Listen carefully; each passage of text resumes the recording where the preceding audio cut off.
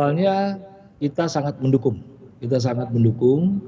karena niatnya sangat baik, memberikan ruang lebih untuk masyarakat, pekerja formal dan informal, ASN, TNI, Polri dan juga BUMN untuk memiliki perumahan. Jadi seperti subsidi silang.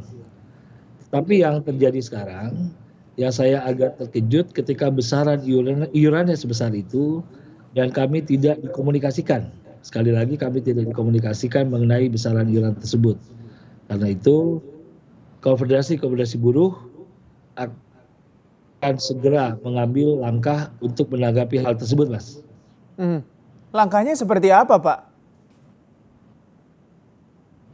Yang pertama tentu kita akan meminta kepada pemerintah untuk meninjau ulang mengenai besaran iuran yang sangat besar, karena tadi CNBC ya sudah mengulas dengan sangat lengkap mengenai tanggungan yang dilakukan oleh pekerja setiap bulan yang harus menjadi kewajiban pekerja.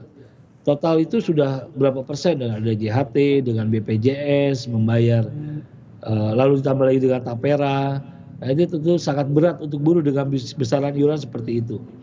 Visi misi tapera saya mendukung penuh, jadi mesti dibedakan. Soal taperanya kami tidak ada masalah, bahwa itu adalah sebuah langkah bagus, langkah luar biasa, bagaimana ada keadilan untuk rakyat mendapatkan perumahan, karena itu menjadi faktor utama.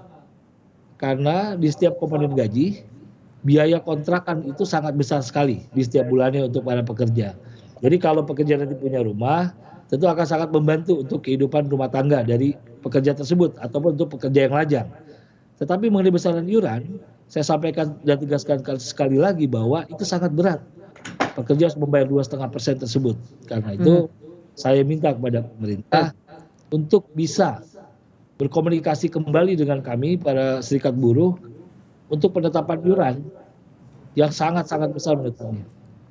Tapi kalau kita lihat untuk tapera kan Pak, manfaatnya ya di BPJS Ketenagakerjaan juga punya Pak, yang namanya juga untuk penyediaan perumahan bagi pekerja, ada programnya juga itu.